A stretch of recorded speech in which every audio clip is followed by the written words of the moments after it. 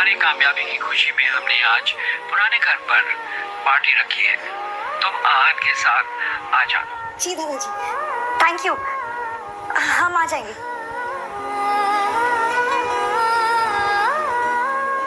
क्या वो दादाजी ने पुराने घर में पार्टी रखी है और हम दोनों को बुलाया है।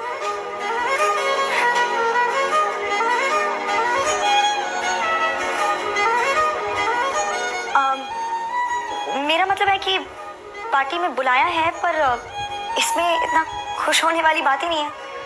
उन्होंने कहा है कि आप सिर्फ हमें छोड़ने चलेंगे बस। आहान भी अंदर ही अंदर काफी खुश था, मगर उसने ये अपने चेहरे पर जाहिर नहीं होने दिया।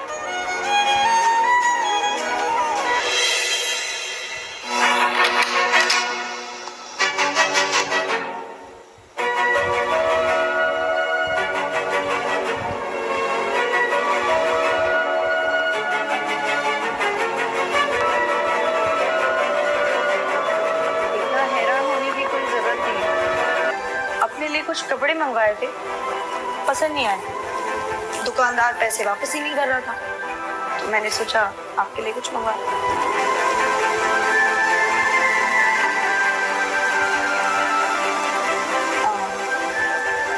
चलते हुए पहन लीजिए।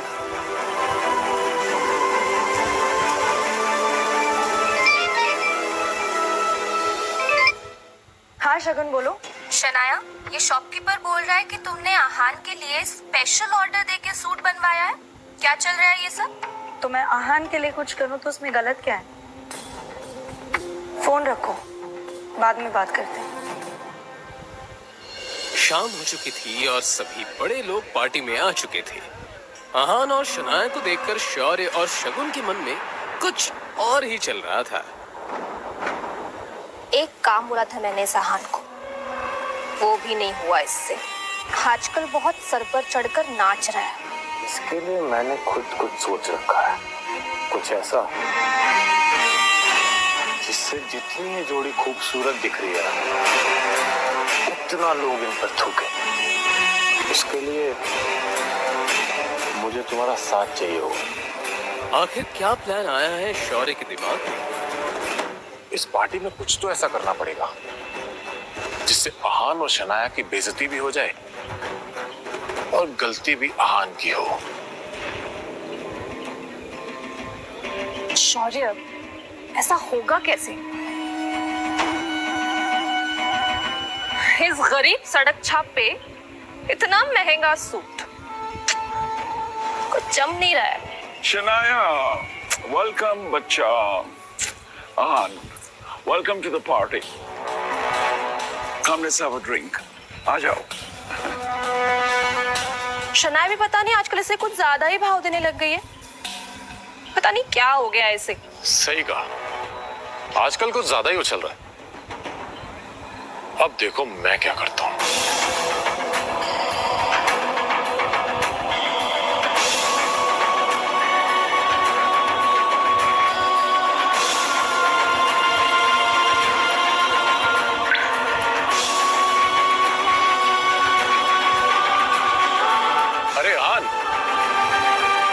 सूट कहां से मारा?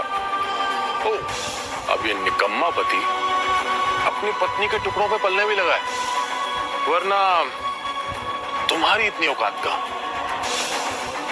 कि तुम इतना महंगा सूट पहन सको।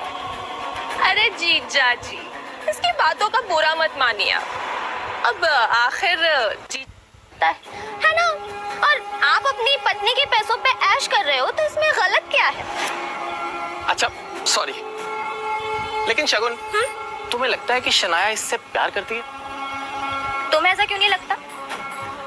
वो देखो, अपने पति को छोड़कर। हाँ, वो तो है। गौरव हमेशा से ही शनाया को पसंद करता था, मगर फिर उसकी शादी शगुन के साथ हो गई। बावजूद इसके गौरव अब भी कोई मौका नहीं छोड़ता था, इसलिए अब भी वो उस पर ट्राई करता रहता था। हाँ, ये बात अलग थी कि शनाया गौरव को जरा भी भाव नहीं देती थी। कम से कम आज के दिन तो शनाया को अपने पति को अकेला नहीं छोड़ना चाहिए था। जीजा जी, ओह छोड़िए ना, चलिए हम एंजॉय करते हैं। नहीं मैं शराबी थी। अरे कम ऑन यार, कभी कभी ऐसी पार्टीज में ये सब चलता है। पी भी लो। नहीं। अरे लो यार, P low. That's like a good boy. ओ जीजा जी, हमारे ग्लास से नहीं पियेंगे? इतना भेदभाव? चलिए, come on, finish it. Come on, come on, come on, come on. You have to do this. You have to do this. Come on, come on. Bravo, जीजा जी.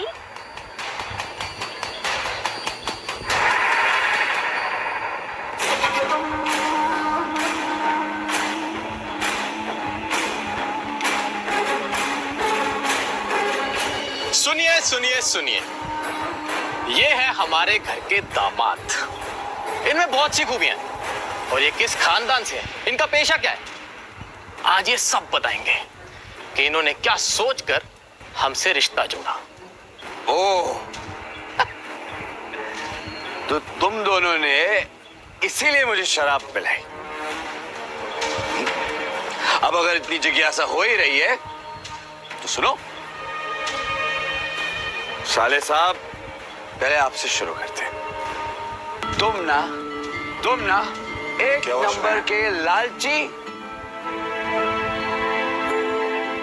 हाँ, वो कल रात को जो हुआ इसलिए। इट्स ओके, मुझे ऑफिस जाना है, इसलिए बार बार एक ही बात करना बंद कीजिए प्लीज।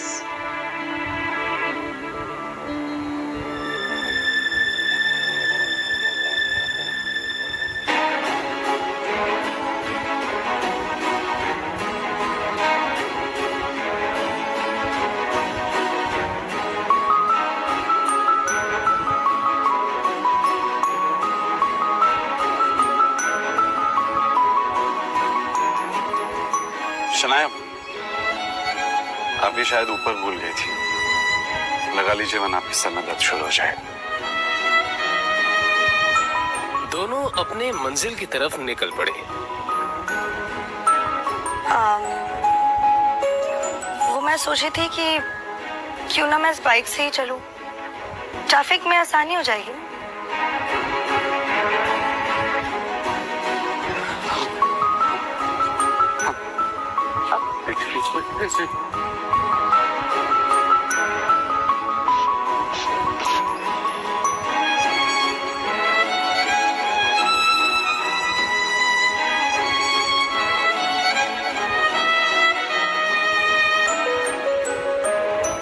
बाइक पर बैठकर शनाया ने आहान के कंधे पर हाथ रखा तो आहान को एक अलग ही एहसास हुआ। शनाया का भी कुछ यही हाल था। आज वो दोनों पहली बार पूरे होश में एक दूसरे के इतने पास थे।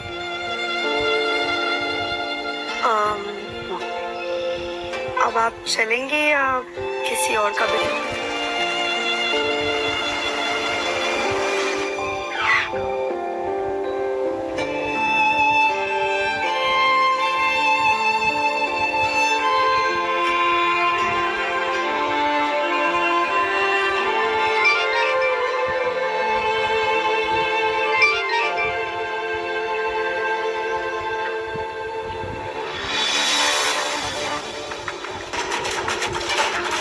शनाया के पापा के एक्सीडेंट की खबर सुनकर आहान की भी वही हालत खराब हो गई, क्योंकि एक वही तो थे उनकी जिंदगी में जिन्होंने आहान पर हमेशा विश्वास किया था। शनाया, बेटा तुम्हारे पापा आईसीयू में रखा है। आप चिंता मत कीजिए, सब ठीक हो जाएगा। जाके पता करके आते हैं, चलिए। क्या बात है डॉक्टर, कैसी हालत है उनकी? जब उन्हें यहाँ लाया गया तो उनकी हालत बहुत खराब थी और अब उनकी हालत स्थिर है। फिर भी हम उन्हें निगरानी में रखे हुए हैं। फिलहाल उम्मीद है कि उनकी हालत में सुधार हो और कुछ और होने की आशंका से हम इनकार भी नहीं कर सकते।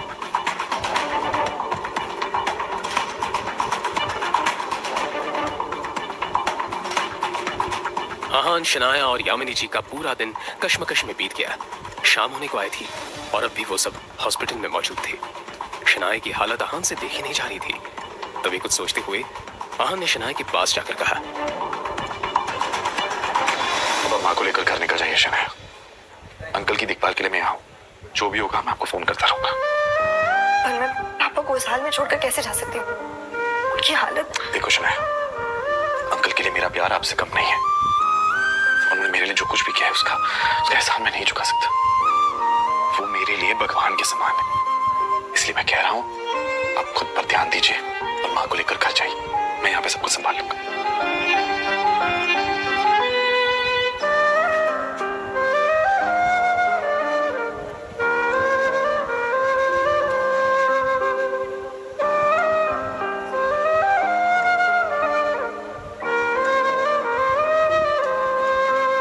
शनाया अपने कमरे पर और यामिनी जी अपने घर पर थी।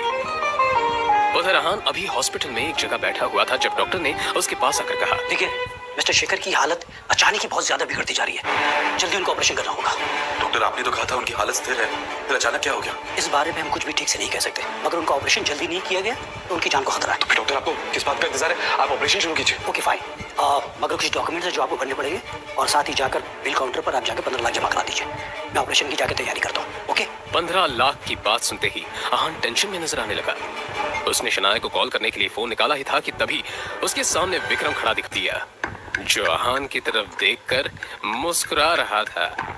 उसे देखते ही अहान के दिमाग में ढेर सारे डाउट्स आ गए और वो विक्रम के पास जाकर बोला,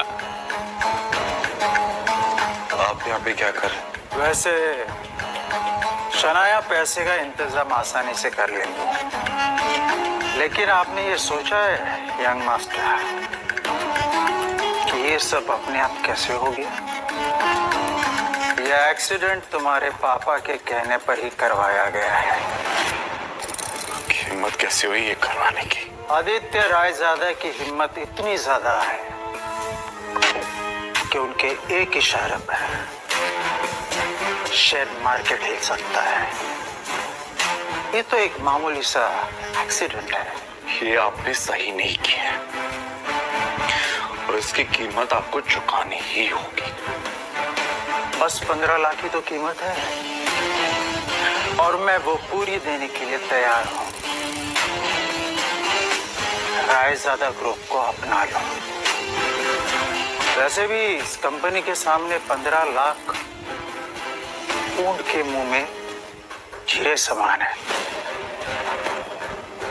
ये पैसे तो तुम्हें देने ही होंगे, लेकिन अंकल के एक्सीडेंट का हिसाब मैं बाद में लूंगा, लेकिन तुम्हारी बात कभी नहीं मानूंगा। वैसे भी अगर मैं तुम्हें पैसे ना दूं तो तुम्हारा काम रुकेगा नहीं। शनाया है तुम्हारे पास, क्यों? लेकिन सोचो,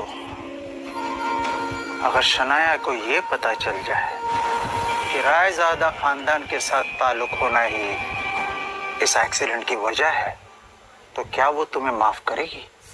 हाँ?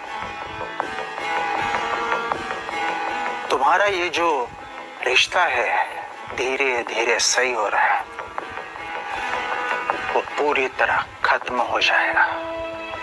सच में विक्रम ने बड़ी ही शातिर चाल चली थी और अहान को ये अफसोस हो रहा था कि अभी तक वो इस साजिश को समझ क्यों नहीं पाया था। और हाँ, तुमने अगर ना की तो तुम जानते हो अपने पिताजी को, ये सब यहाँ नहीं रुकने वाला।